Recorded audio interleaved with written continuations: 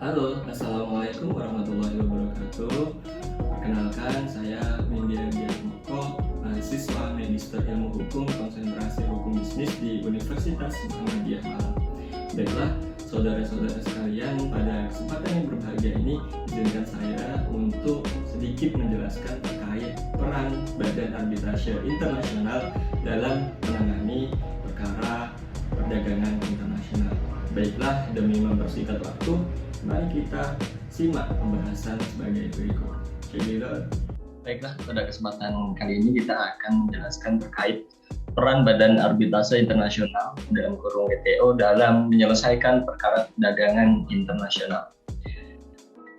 Baik, langsung saja. Yang sebelumnya kita akan membahas terkait sebuah pengertian, yaitu menurut Subjektif menyatakan bahwa arbitrase adalah sebuah penyelesaian atau pemutusan sengketa oleh seorang hakim atau para hakim berdasarkan persetujuan bahwa para pihak akan tunduk pada atau menaati keputusan yang diberikan oleh hakim yang mereka pilih. Seperti itu. Kemudian yang kedua, ada pendapat Priyatana Abdul Rashid menyatakan bahwa arbitrase adalah suatu proses pemeriksaan suatu sengketa yang dilakukan yudisial seperti oleh para pihak yang bersengketa, dan pemecahannya akan didasarkan kepada bukti-bukti yang diajukan oleh para pihak. Itu. Kemudian selanjutnya ada beberapa unsur dalam perkara arbitrase itu sendiri. Yang pertama itu adanya suatu kesepakatan sebagaimana diatur pada Undang-Undang Penyelesaian Sengketa (PS) pasal ini ya, Undang-Undang Nomor 30 Tahun 1996 menjelaskan bahwasanya yang pertama itu adanya suatu kesepakatan ketika kedua belah pihak yang bersengketa antara pihak yang berkepentingan khususnya penggugat ataupun tergugat itu memiliki kesepakatan. Kemudian yang kedua, adanya suatu sengketa pribadi, yang mana sengketa yang dipermasalahkan kedua orang tersebut atau kedua belah pihak tersebut adalah permasalahan mereka pribadi, seperti itu. Kemudian putusan arbitrase juga itu memang dinilai sebagai putusan yang akhir dan mengikat, seperti itu. Selanjutnya juga pada pasal 1 dijelaskan bahwasanya arbitrase dan alternatif penyelesaian sengketa adalah lembaga penyelesaian sengketa atau beda pendapat melalui prosedur yang disepakati para pihak, yakni penyelesaian di luar pengadilan dengan cara konsultasi, negosiasi, mediasi, dan konsiliasi atau suatu penilaian ahli, seperti itu. Sehingga di sini kita dapat mengetahui bahwasanya arbitrase internasional juga tidak jauh dari pengertian arbitrase sebagaimana yang sudah dijelaskan sebelumnya. Sebelumnya akan dijelaskan lagi terkait arbitrase adalah sebuah proses atau prosedur untuk penyelesaian sengketa hukum, atau arbitrase menyangkut hak-hak kewajiban para pihak yang bersengketa berdasarkan ketentuan suatu perjanjian yang telah disepakati secara internasional. Kemudian terkait adanya putusan arbitrase juga, itu adalah putusan arbitration awards yang bersifat mengikat secara hukum terhadap para pihak yang memang bersengketa, sekali sebuah negara atau subjek hukum sebagai pihak sepakat untuk menggunakan arbitrase. Itu. Kemudian negara atau subjek hukum tersebut terikat pada kewajiban hukum untuk melaksanakannya. Kemudian yang ketiga juga ada putusan arbitrase atau arbitration awards, itu adalah yang bersifat mengikat secara hukum terhadap para pihak yang bersengketa. Gitu. Sekali sebuah negara atau subjek hukum sebagai pihak sepakat untuk menggunakan arbitrase, negara atau subjek hukum tersebut terikat pada kewajiban hukum untuk melaksanakannya. Kemudian selanjutnya di sini ada beberapa badan arbitrase internasional, ada 4 di sini saya sebutkan, akan tetapi memang ada 4 ataupun ada 5. Yang pertama itu ada Unilateral Arbitration Rules, itu berada di Amerika Serikat. Kemudian ada yang kedua, ada the London Court of Arbitration. Arbitration, kemudian ada e-court arbitration, dan selanjutnya ada Badan Arbitrase Nasional Indonesia atau BANI, seperti itu.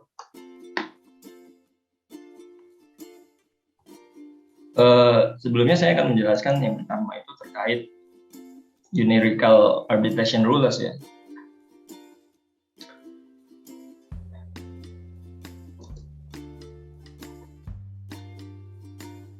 Disebutkan bahwasanya pada Badan Arbitrase Internasional yang satu ini itu adalah sebuah forum yang memang telah diumumkan pada Komisi PBB Internasional Law tanggal 28 April 1976 dan disetujui oleh Majelis Umum PBB pada tanggal 13 Desember 1976 seperti itu. Kemudian ada beberapa hal yang memang menurut saya penting di dalam atau yang dimuat di dalam Unilateral Arbitration Rules. Yang pertama adalah tidak ada arbitrase yang akan gagal atas dasar pihak-pihak tidak menyetujui tentang arbiter atau alasan apapun seorang arbiter tidak dapat bekerja. Dalam hal pihak-pihak gagal menuju arbiter dalam 60 hari sejak diterima permintaan masing-masing pihak dapat meminta Sekretaris Jenderal dari Frankfurt Court of Arbitration di Den Haag itu untuk menunjuk sebagai otoritas wewenang dari badan arbitrarian ini, seperti itu. Kemudian yang kedua ada the London Court of Arbitration, yaitu adalah sebuah badan yang disponsori oleh London Chamber of Commerce, the City of London Corporation, dan Concert Institute of Arbitration. Badan ini dibuka bagi anggota dan bukan anggota London Chamber of Commerce. Wewenangnya itu meliputi berlakunya pembuatan dan pelaksanaan kontrak yang akan dikuasai hukum Inggris, dan setiap sengketa dari kontrak tersebut akan ditangani oleh aturan London Court of Arbitration yang dalam hal ini tidak diatur dan memberikan aturan unilateral unkritral yang pertama tadi itu. Kemudian yang ketiga adalah ICC Court of Arbitration, yang mana badan arbitrase dari International Chamber of Commerce di Paris ini berlaku tahun 1976 seperti itu. Kemudian yang dimaksudkan dalam hal ini itu adalah yang memang membantu dalam hal-hal teknis seperti kontrak konstruksi dan instalasi, yang dalam hal ini menunjuk ahli sebagai netral. Jadi wewenang dari badan arbitrase ini meliputi semua sengketa yang timbul dari kontrak yang berlaku akan diselesaikan menurut aturan konsolidasi arbitrase International Chamber of Commerce, seperti itu. Kemudian yang keempat ada Badan Arbitrase Nasional Indonesia itu sendiri, atau sering kita dengar itu adalah BANI, seperti itu. Di Indonesia memang badan yang berkiprah untuk menyelesaikan sengketa perdagangan baik yang bersifat nasional maupun internasional adalah BANI. Sebenarnya badan arbitrase ini sangatlah dibutuhkan karena seperti kita ketahui bersama bahwasanya penyelesaian suatu perkara melalui pengadilan itu bisa dikategorikan sebagai mungkin sedikit lama seperti itu. Kemudian ada beberapa hal yang memang harus diusut sampai tuntas seperti itu, karena memang lebih baik atau sehingga hal inilah yang memang kita membutuhkan sebuah badan penyelesaian sengketa di luar pengadilan, salah satunya arbitrase ini seperti itu. Walaupun BANI di Indonesia itu memang masih belum terlalu terkenal seperti itu. Baik, kemudian selanjutnya ada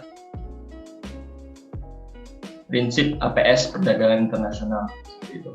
Yang pertama adalah prinsip kesepakatan para pihak.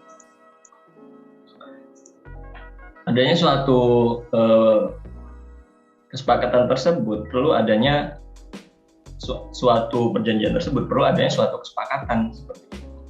Yang pertama kan memang ada prinsip-prinsip tadi ya. Yang pertama itu ada kesepakatan para pihak atau konsensus. Kemudian yang kedua ada prinsip kebebasan memilih cara-cara penyelesaian sengketa. Karena memang di penyelesaian sengketa arbitrase ini kita bisa memilih bagaimana penyelesaian yang masing-masing pihak inginkan, akan tetapi tetap dalam prosedur yang memang sudah berlaku. Itu. Kemudian adanya prinsip kebebasan memilih. Kemudian ada prinsip itikat baik atau good faith, bisa kita dengar. Kemudian adanya prinsip acquisition of recurring members di media.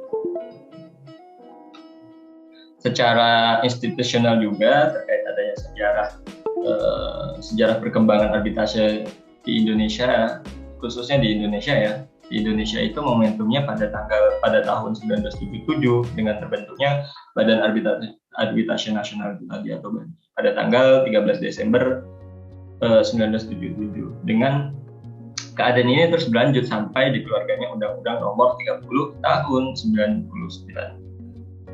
1999 tentang arbitrase atau alternatif penyelesaian sengketa, merupakan fondasi bagi penyelesaian sengketa alternatif non-litigasi. Gitu. Kemudian pada pasal juga dijelaskan bahwasanya menurut pasal 5 ayat 1 Undang-Undang Nomor 30 tersebut itu menjelaskan bahwa hanya sengketa di bidang perdagangan dan mengenai hak yang menurut hukum dan peraturan perundang-undangan dikuasai sepenuhnya oleh pihak yang bersengketa yang menjadi objek yang dapat diselesaikan melalui arbitrase seperti itu. Baik, kemudian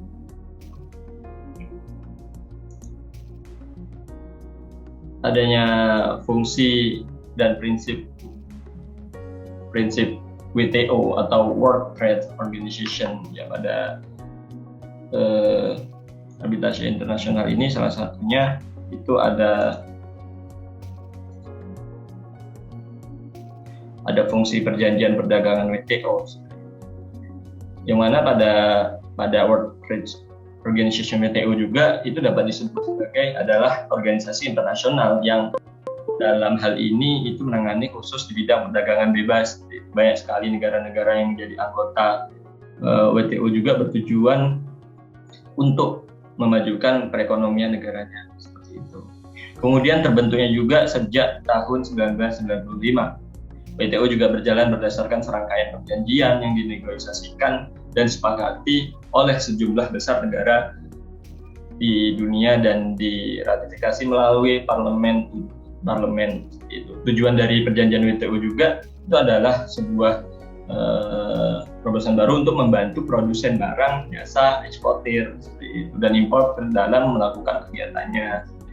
Sehingga ketika kita berbicara fungsi WTO sendiri itu ada beberapa sub ya, ada 6 seperti itu. Ada 6. Yang pertama itu ada perjanjian perdagangan. Nah, memang WTO ini adalah sebuah kesepakatan bersama atau perjanjian bersama yang secara internasional itu yang bergerak di bidang khusus di bidang perdagangan seperti itu. Kemudian adanya forum negosiasi perdagangan. Nah, di forum WTO juga ini dia memang menyediakan tersendiri khusus forum untuk negosiasi seperti itu. Dan selanjutnya ada penanganan sengketa perdagangan dan pemantauan kebijakan perdagangan nasional. Dan selanjutnya itu ada bantuan teknis dan pelatihan bagi negara-negara yang berkembang. Dan selanjutnya juga adalah kerjasama dengan organisasi internasional lainnya. Seperti itu. Kemudian dijelaskan juga bahwa World Trade Organization atau yang sering disebut dengan WTO memiliki prinsip-prinsip yang menjelaskan tugasnya, yaitu non-diskriminasi, kemudian lebih terbuka dan diprediksi dan transparan, kemudian lebih kooperatif, memang harus lebih kooperatif dan lebih bermanfaat bagi negara-negara berkembang seperti itu. Selanjutnya adalah melindungi lingkungan. Ya, kemudian perannya juga dalam perdagangan internasional adalah organisasi internasional dalam perdagangan bebas, baik sekali negara yang menjadi anggota WTO yang bertujuan untuk memajukan perekonomian negaranya terbentuk sejak tahun 1995. Ya, ini yang tadi yang pertama yang sudah saya jelaskan. Baik. Oke, baiklah teman-teman sekalian, mungkin itu saja yang bisa dapat saya sampaikan. Kurang dan lebihnya saya mohon maaf kepada Allah, saya mohon ampun. Mudah-mudahan berkah dan bisa bermanfaat bagi kita semua. Amin ya rabbal alamin. Sekian dari saya. Wassalamualaikum warahmatullahi wabarakatuh. See you.